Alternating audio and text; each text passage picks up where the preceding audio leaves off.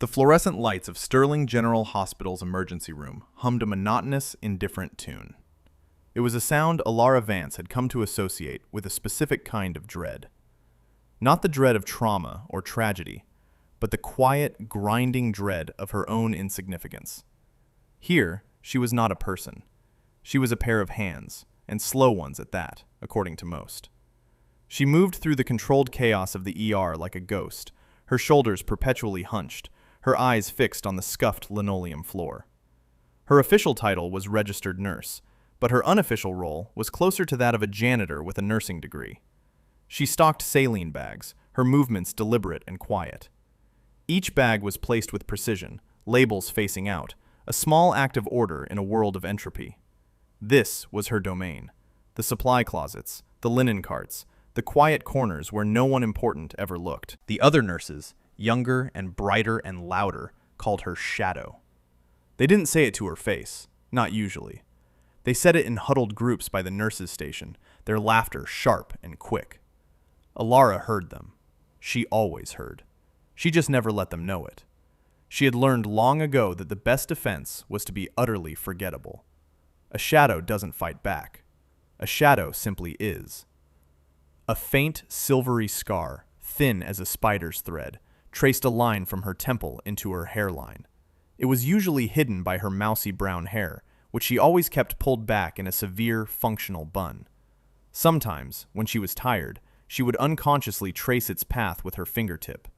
It was a reminder, a relic of a different life, a different Alara, a version of herself she had buried so deep she sometimes wondered if she had imagined it all. That Alara had known the scream of jet engines, the acrid smell of burning sand, and the desperate, frantic rhythm of saving a life with nothing but training and nerve. This Alara knew the smell of antiseptic wipes and the quiet shame of being told to clean a bedpan someone else had forgotten. "Vance!" The voice cut through the ER's cacophony like a shard of glass. It was a voice that commanded, that sliced, that never, ever requested. Alara flinched, her hand freezing over a stack of gauze pads. She didn't need to look up. She knew who it was. Everyone knew. Dr. Alastair Finch, chief of trauma surgery, stood in the doorway of the supply closet, his arms crossed over his pristine $1,000 scrubs. He was a man sculpted by privilege and honed by arrogance. His surgical skill was legendary, matched only by the cruelty he wielded like a second scalpel.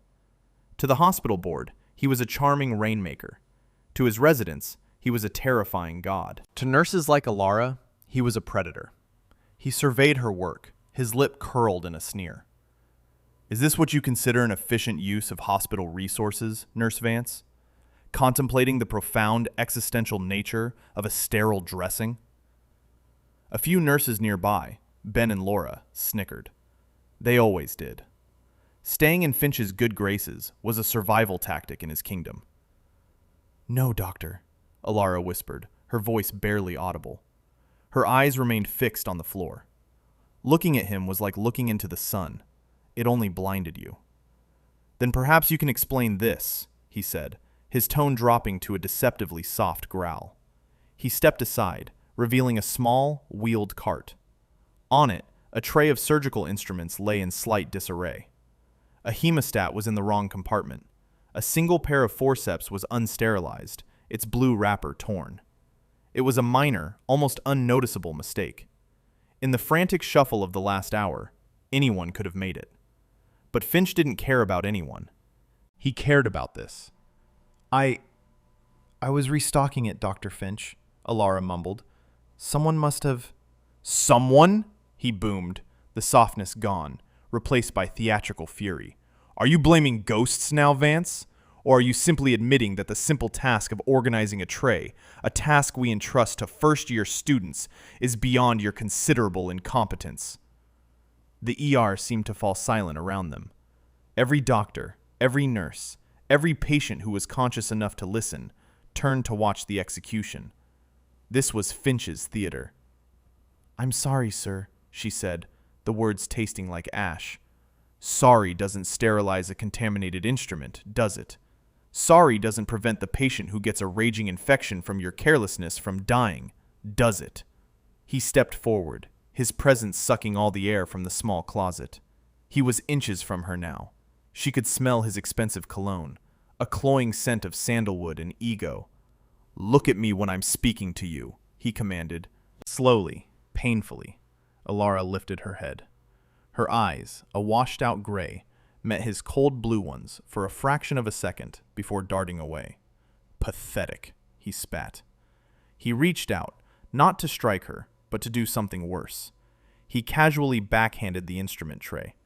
It flew from the cart, metal and steel crashing against the linoleum with a deafening clatter. Scalpels, clamps, and scissors scattered across the floor like fallen soldiers. "Clean it up," he said, his voice now calm, victorious. "And when you're done, maybe reconsider your career choice. We save lives here. We don't have room for dead weight." He turned and strode away, his sycophants, Ben and Laura, falling into his orbit like pilot fish around a shark. The ER's hum returned, the moment over, the execution complete. Chloe, a young nurse with kind eyes and a perpetually worried expression, rushed over. "Alara, are you okay? Let me help you." She knelt to pick up a fallen clamp. "No," Alara said, her voice still a whisper, but with a new edge of something hard and unbreakable beneath it. "I'll do it." She knelt on the cold floor, her hands moving with a slow, deliberate grace. She picked up each instrument, her face a mask of blank submission, but inside, a fire was being stoked. It was an old fire, one she thought she had extinguished years ago. It burned with a cold, clean rage. She wasn't just picking up steel, she was gathering her resolve. She was a shadow, yes, but even shadows have edges, and when the light changes, they can grow very, very long. She finished her task, her humiliation a bitter pill she had learned to swallow. She retreated back to her closets, back to the invisibility that had become her shield. For the next hour, she was just a whisper of movement, a blur in the periphery. Then the world outside the hospital's hermetically sealed doors tore itself apart. The first call came from a panicked EMT. "Major MVA, Interstate 5, north of the bridge, multi-vehicle pileup. Looks like a war zone down here." The quiet dread in the ER was instantly replaced by a different kind. This was the dread they were trained for. The adrenaline-fueled, life-or-death chaos that was the hospital's entire reason for being. Finch was in his element, a conductor orchestrating a symphony of trauma. "Trauma Bay 1, ready for incoming chest wound. Bay 2, head injury. I want a full ortho consult on standby," he barked, his voice ringing with authority. The automatic doors hissed open and shut, each time admitting a new wave of broken humanity on a gurney. The air filled with the cries of the wounded and the urgent, clipped language of the medics. Alara found herself pushed to the side, tasked with running blood samples to the lab, a menial but necessary job. It kept her out of the way. It kept her invisible. Then, a gurney was wheeled in that was different. There was less shouting around this one.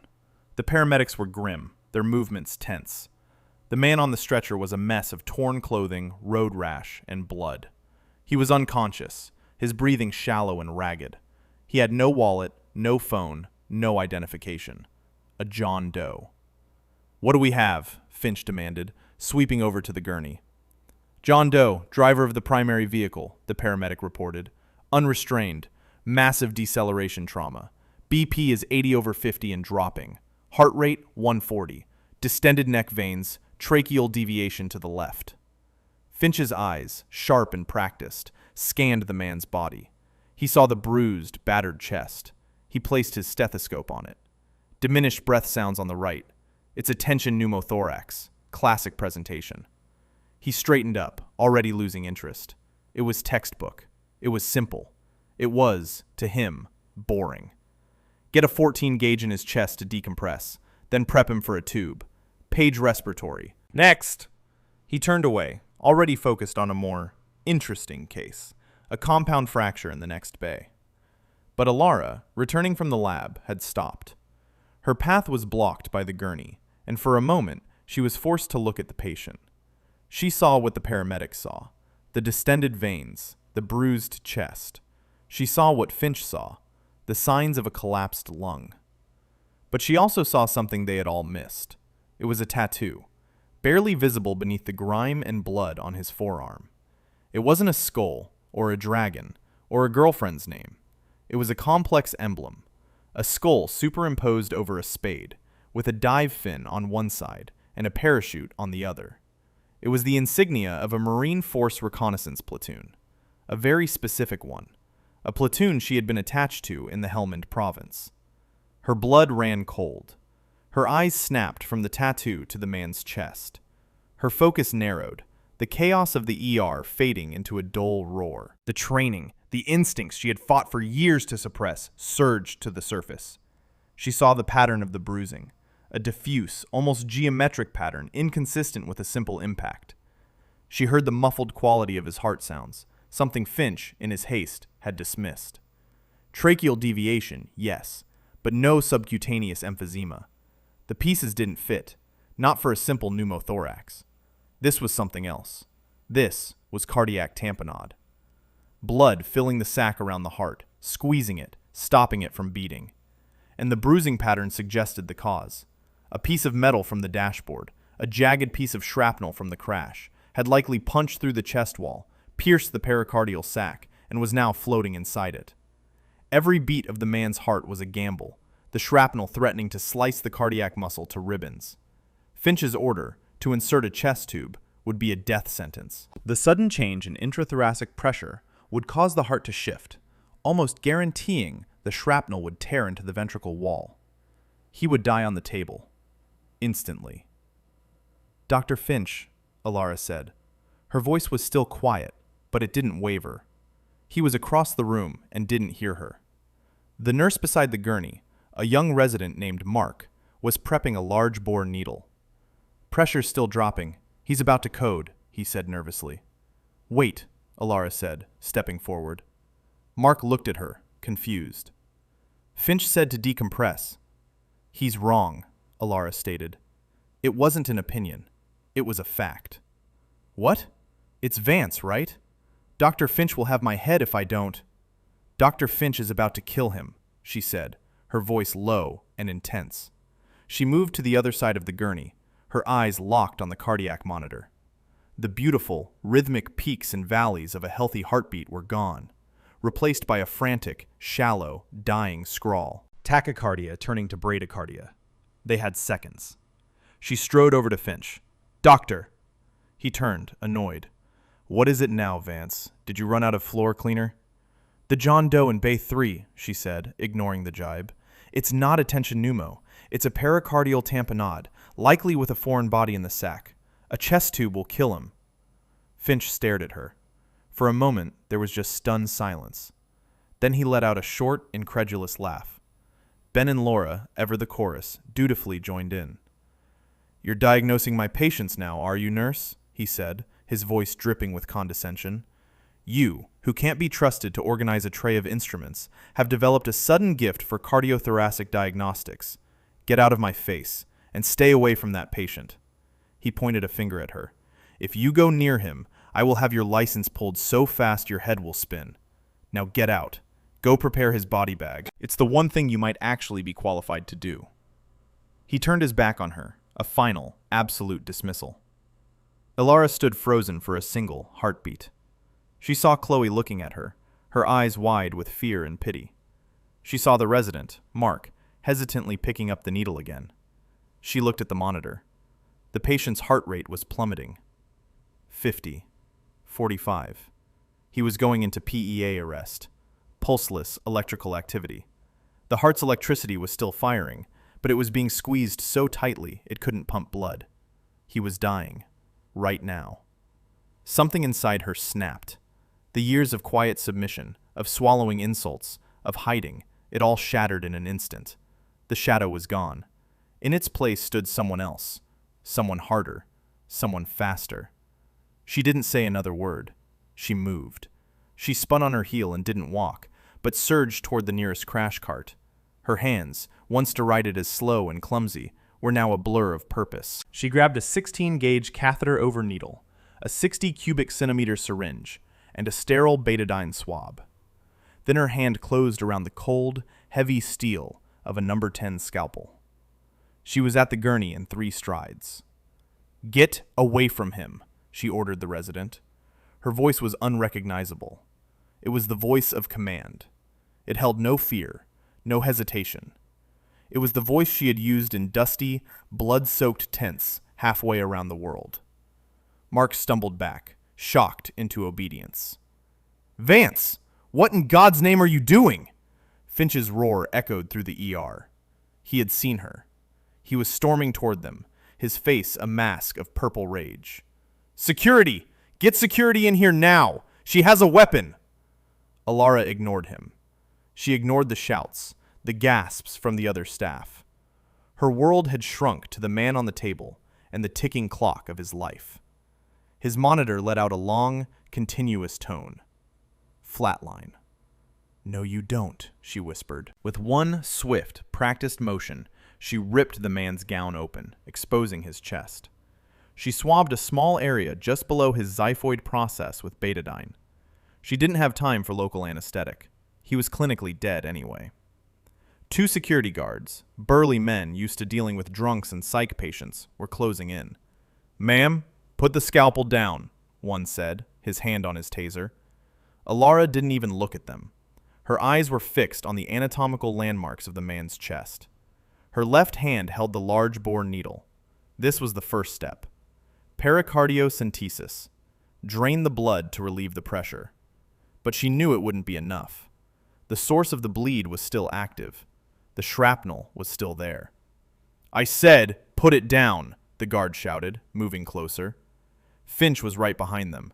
"Grab her! Restrain her! She's a lunatic! She's trying to mutilate a patient!"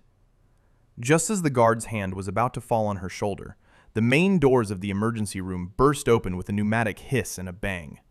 They didn't glide open. They were slammed open. The entire ER froze. Standing in the entrance were not more paramedics. They were 6 men, clad in black tactical gear, rifles held in a low ready position. They moved with a terrifying, fluid silence, fanning out, securing the room in seconds. They were not police. They were not SWAT. Their patches were unmarked. Their gear was military grade. Behind them, through the glass doors, the flashing red and blue of the ambulances was drowned out by the blinding landing lights of 2 Black Hawk helicopters, their rotors whipping up a furious windstorm on the street outside. A 7th man strode through the door. He was tall, broad-shouldered, with silver hair cropped short and a face that looked like it was carved from granite. He wore a decorated Army service uniform, the stars of a full colonel gleaming on his shoulders. He ignored the pandemonium. He ignored the terrified staff and the stunned security guards. His eyes, sharp as a hawk's, scanned the room with an urgent, singular purpose. Finch, ever the man in charge, stepped forward. "Who the hell are you? This is a civilian hospital. You have no authority." The colonel didn't even glance at him. His gaze swept past the cowering nurses, past the doctors, and then it locked onto the tableau in Trauma Bay 3. He saw the flatlined monitor. He saw the man on the gurney, and he saw the woman, poised over him with a needle in one hand and a scalpel in the other, her face a mask of impossible calm and ferocious concentration. "We received a signal." The colonel's voice was a low baritone that carried effortlessly across the silent room. "From a transponder we thought was long dead. We're looking for its owner. Her call sign is Angel." Alara looked up. Her eyes met the colonel's. The recognition was instant, a jolt of electricity across the crowded room. The mousy, timid nurse was gone. In her place was a soldier. Her voice, when she spoke, was not the whisper of Nurse Vance.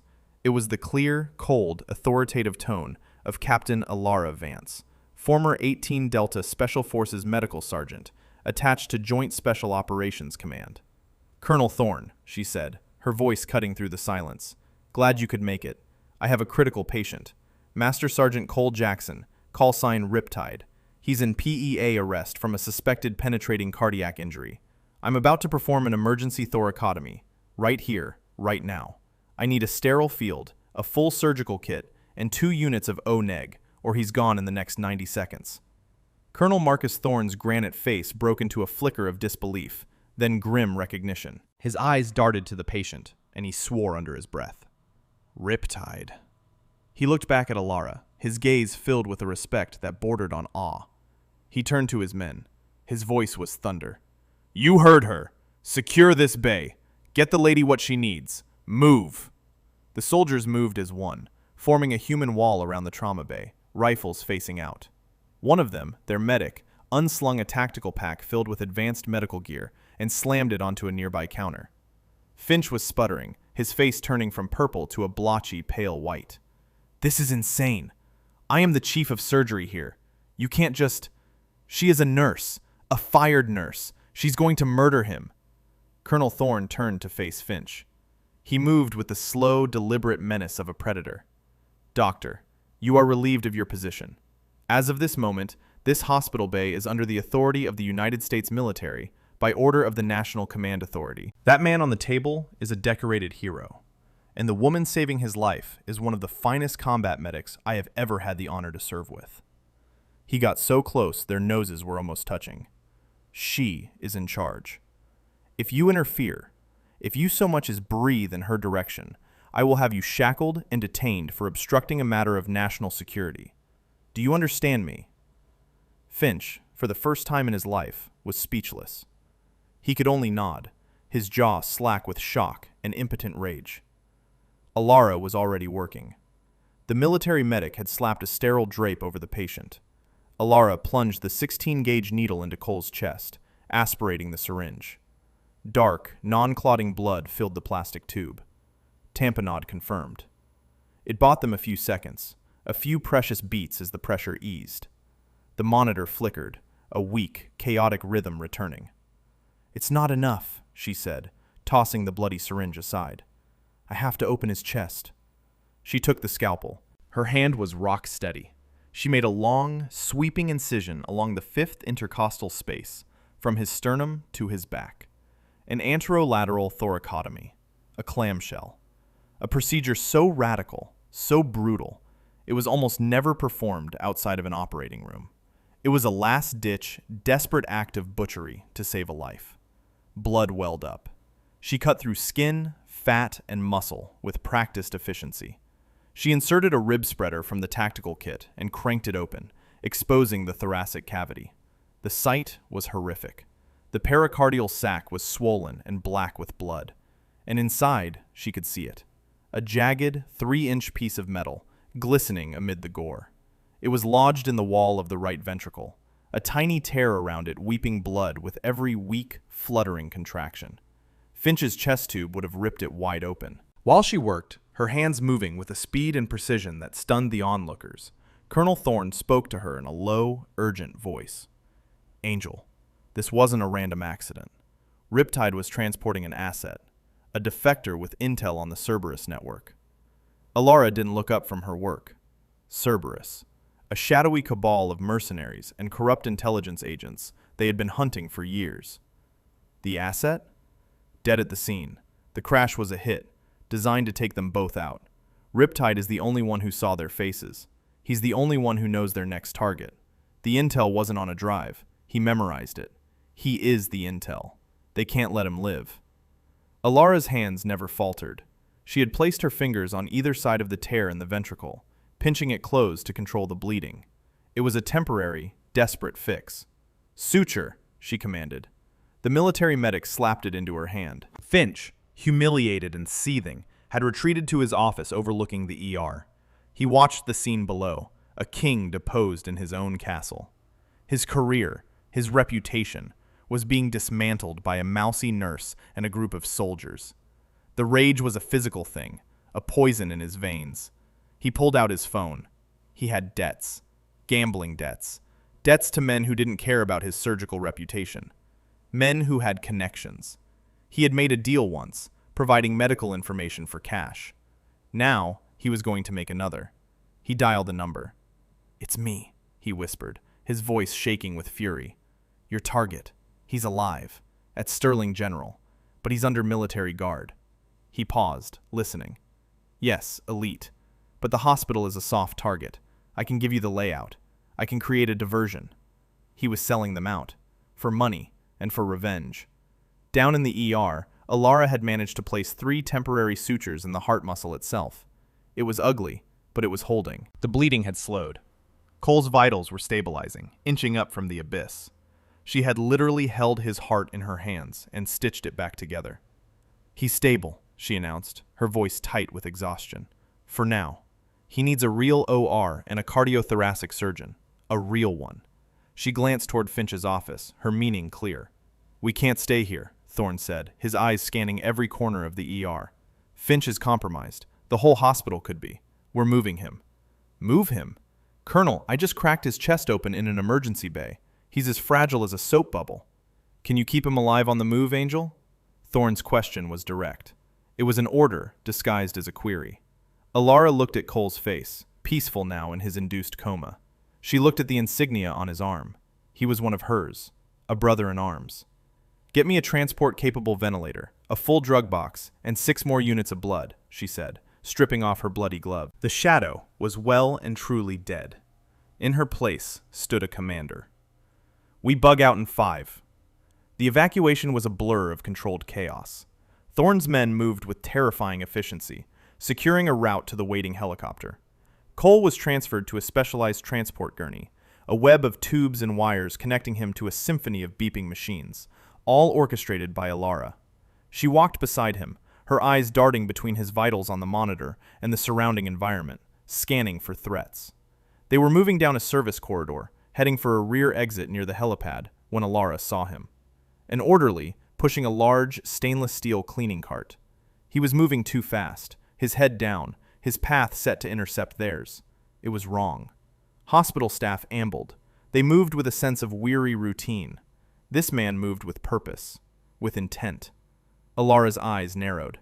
She saw the slight bulge under his green uniform, just above the belt line. She saw the way his eyes weren't scanning the hallway, but were locked onto the gurney. Locked onto Cole. "Thorne!" she hissed. It was all the warning she gave. The orderly reached into his cart, his hand going for something under a pile of dirty linen. Alara didn't wait for Thorne's men to react. She didn't have time. She shoved the multi-million-dollar gurney sideways with all her strength. It crashed into the wall, shielded by her own body. In the same fluid, impossible motion, she ripped a heavy, steel IV pole from its stand next to her. She didn't swing it like a bat. She used it like a spear, a quarterstaff, a weapon she had trained with for 1,000 hours. The steel pole connected with the assassin's wrist with a sickening crack of bone. He screamed, a high, thin sound of pure agony. A pistol, fitted with a bulky suppressor, clattered to the polished floor. Before the man could even fall, 2 of Thorne's soldiers were on him, disarming him and slamming his face into the wall. The whole incident had taken less than 3 seconds. Thorne stared, first at the subdued assassin, then at Alara. She stood panting slightly, the IV pole held in a defensive stance, her eyes blazing with a lethal fire. She had just saved Cole's life for the second time in less than an hour, not with a scalpel, but with pure, unadulterated combat instinct. "The hospital is burned," Thorne stated, the finality in his voice like a death sentence. Finch made the call. It's the only way they could have mobilized this fast. He keyed his radio. "Javelin 1, this is Sentinel.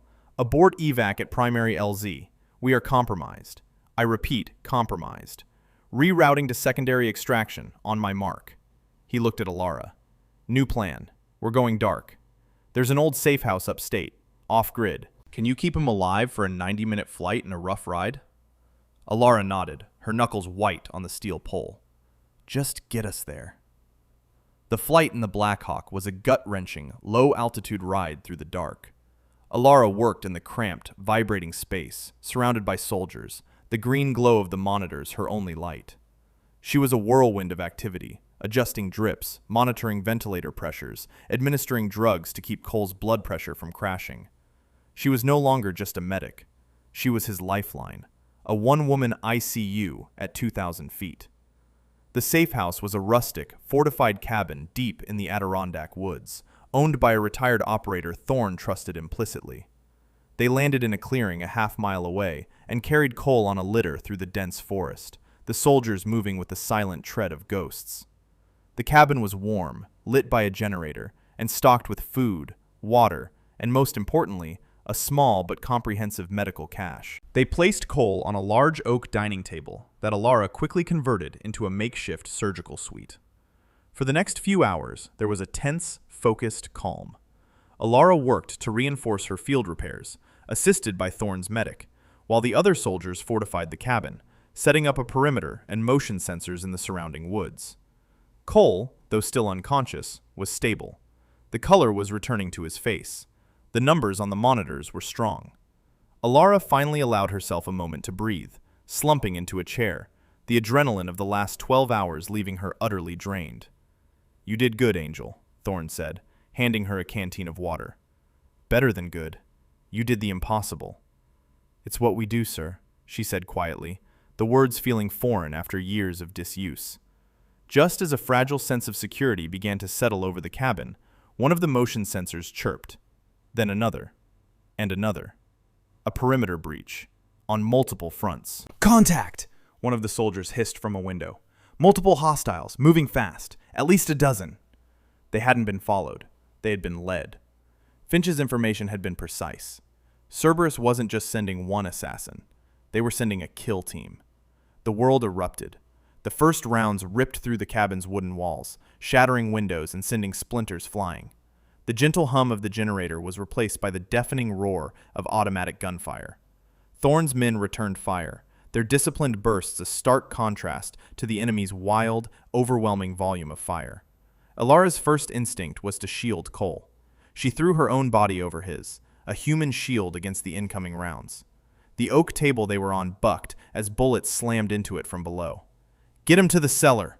Thorne roared over the din, laying down covering fire from the main doorway. The cellar was a small, reinforced root cellar with stone walls, accessible through a trap door in the kitchen floor. It was their last defensible position. Alara and the team medic, a young sergeant named Diaz, carefully lowered Cole's gurney down into the cramped, musty space, his life support machines trailing behind them. The firefight above was brutal and short. Thorne's team was good, but they were outnumbered and outgunned. The sounds of combat grew closer, more desperate. Then, a new sound. A heavy thud, followed by an earth-shaking explosion. The mercenaries had used explosives to breach the main wall. Through the floorboards, Alara could hear Thorne shouting orders, the crack of his rifle, then a grunt of pain. The return fire from upstairs dwindled. The trapdoor above them creaked open. Sergeant Diaz raised his rifle, but it was Thorne who stumbled down the stairs, clutching a bloody arm, his face pale but resolute. "They're in the house," he grunted. "It's just us now." They were trapped. 3 soldiers, one of them wounded, and a medic, protecting a critically injured man in a stone box. The mercenaries were right above them. They could hear their boots on the floorboards, their harsh voices calling out in a foreign language. Suddenly, a voice from the gurney, weak and raspy. "Angel?" Alara spun around. Cole's eyes were open. Just slits, but he was conscious. He was looking at her. "Cole, stay still. Don't try to talk." "They can't get the intel," he breathed, his hand weakly gesturing to his own head. He looked past her, at the trap door. His eyes, even clouded with pain and morphine, were still the eyes of a warrior. He knew their situation. He knew what had to be done. He reached a trembling hand to the holster strapped to his thigh, a place his weapon would normally be. It was empty, of course. His eyes found Alara's again, a silent, desperate plea. Thorne, understanding, unholstered his sidearm and pressed it into Alara's hand. "You're a better shot than I am with one arm, Captain," he said, calling her by her old rank. "You know the protocol." Alara's hand closed around the cool, familiar weight of the pistol. The protocol. If capture was imminent, the asset could not be taken alive. The intelligence was too valuable. Her job, the one she had just fought so hard to defy, was now to kill the man she had just saved. The boots upstairs stopped moving. Silence descended, thick and heavy. They were waiting, preparing for the final assault. Cole's eyes locked on hers. He gave a tiny, almost imperceptible nod. He understood. He was ready. Alara raised the pistol. Her hand was rock steady. She centered the sights on Cole's forehead. Her finger tightened on the trigger. This was the cost of the world she had tried to run from. This was the bill, coming due. And then, from outside, a new sound. A sound that cut through the silence like a promise of salvation.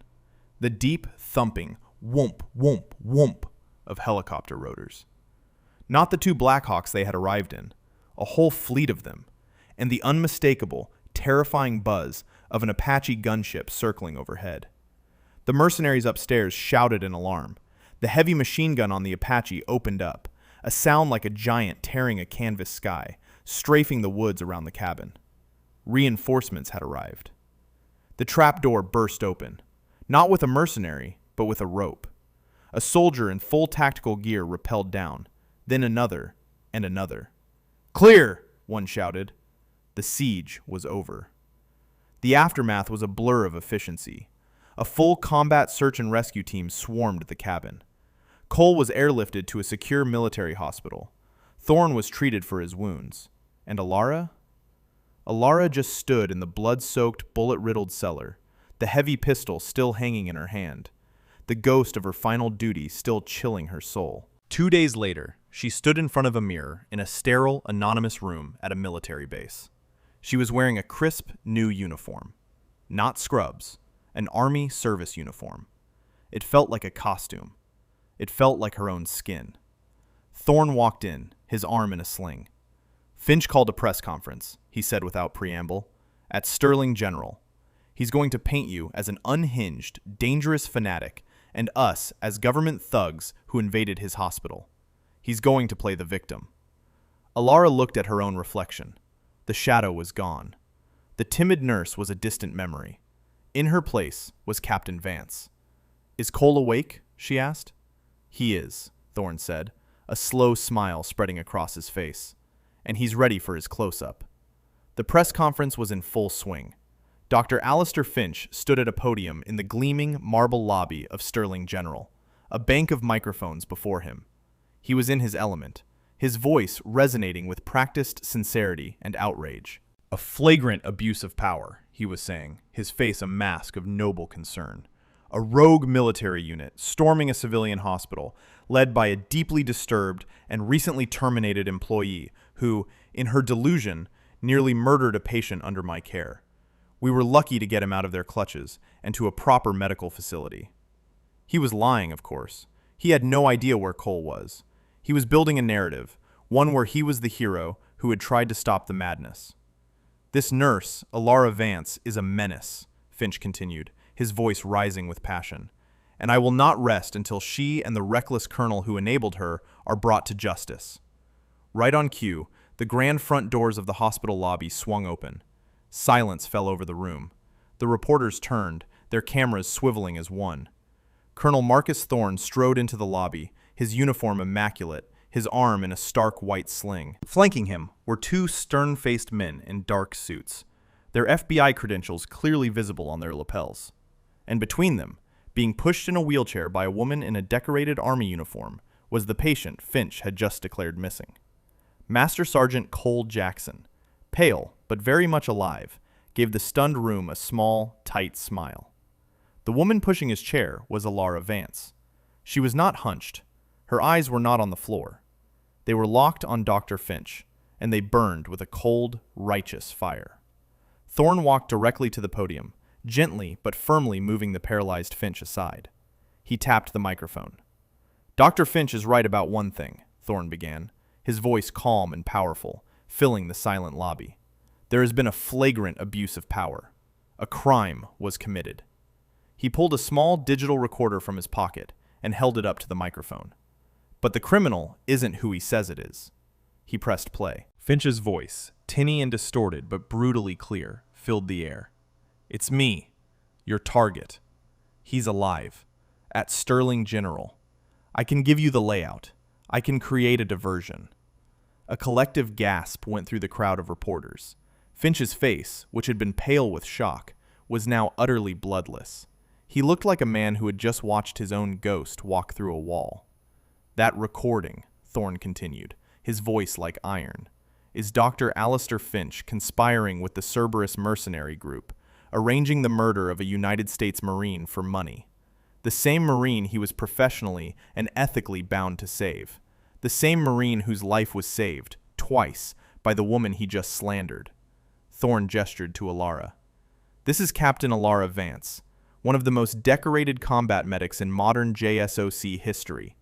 She left the service 2 years ago seeking a quiet life after suffering extreme trauma in the line of duty. Instead of peace, she found a workplace where her quiet dignity was mistaken for incompetence, and her humility was seen as weakness.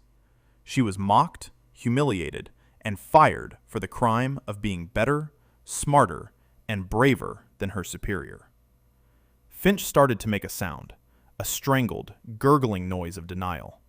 Lies. It's all lies. Forged. She's a nobody. A clumsy, stupid. His tirade was cut short as the 2 FBI agents stepped forward and took him by the arms. Alistair Finch, one of the agents said, his voice flat and devoid of emotion. You are under arrest for conspiracy to commit murder, treason, and multiple violations of federal law. The cuffs snapped shut around Finch's wrists. The reality of his fall finally crashed down on him, his arrogance shattered, replaced by raw, pathetic panic. No, no, you can't do this to me. I am the chief of surgery. I am a pillar of this community. It's her. She framed me, he shrieked, tears and spittle flying from his mouth as the agents dragged him, kicking and screaming, out of the lobby and out of the life he had built. The flashbulbs of the cameras were merciless, capturing every moment of his utter and complete ruin. In the stunned silence that followed, a lone sound emerged. Clapping. It was Chloe, the young nurse, tears streaming down her face as she applauded. Then another nurse joined in, and another. Soon, the entire lobby, filled with hospital staff who had witnessed Finch's tyranny for years, erupted in a wave of applause. Ben and Laura, Finch's former sycophants, stood frozen, their faces a mixture of shame and terror. Chloe rushed forward and threw her arms around Alara. "I'm so sorry," she sobbed. "I knew you were brilliant. I was just too scared to say anything."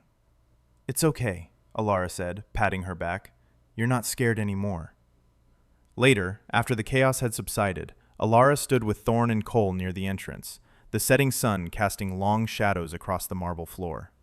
The hospital board had offered her apologies, her job back, a promotion, anything she wanted. She had politely declined. "Your name is cleared, Captain," Thorn said. "Your license is reinstated. You're a hero." "I was just doing my job," she said. "Well, about that," Thorn said, a serious look on his face. "The Pentagon has been trying to get you back since the day you left. Your performance, both in the ER and in the field, has attracted attention. High-level attention. They've greenlit a project I've been proposing for years. A new unit. A small, elite, rapid deployment surgical team. We're calling it the Nightingale program. It needs a commander. Someone who can operate in the back of a helicopter or a mud hut with equal skill. Someone who can lead, teach, and if necessary, fight." He paused, his eyes meeting hers. "We want you to build it, Alara. We want you to lead it. No more hiding. No more shadows. It's time for the angel to fly again." Alara looked at Thorn, the man who had never lost faith in her. She looked at Cole, who was watching her with an expression of profound gratitude and admiration. Then she looked around the lobby of Sterling General, a place that had been her prison, her purgatory. She had come here to disappear, to forget the woman she was. But the world wouldn't let her. Her own character wouldn't let her. A genuine smile, the first one in years, touched her lips. It transformed her face, chasing away the last of the shadows. "When do I start?" Her new life began at that moment. She walked out of the hospital doors, not as the timid nurse Vance, but as Commander Alara Vance, leader of the Nightingales. Cole, insisting on wheeling himself, moved alongside her. They walked out into the cool evening air, away from the ghosts of the past and toward the promise of a future where she would never have to be small again. She was no longer a shadow cast by others. She was the source of the light. We really hope you enjoyed this educational piece of content and hope that you could understand the moral lessons behind it. The story teaches us that true strength isn't about titles or authority, but about character and integrity. It shows that you should never judge a book by its cover, because the quietest person in the room might just be the strongest. And most importantly, it reminds us that doing the right thing, even when it's hard, will always be rewarded in the end. What would you have done if you were in Alara's position? Would you have defied a direct order from a powerful boss to save a life? Let me know in the comments below. And if you enjoyed this story, Please smash that like button, subscribe to the channel, and hit the notification bell so you never miss an upload. Your support means the world to us. Have a nice rest of your day.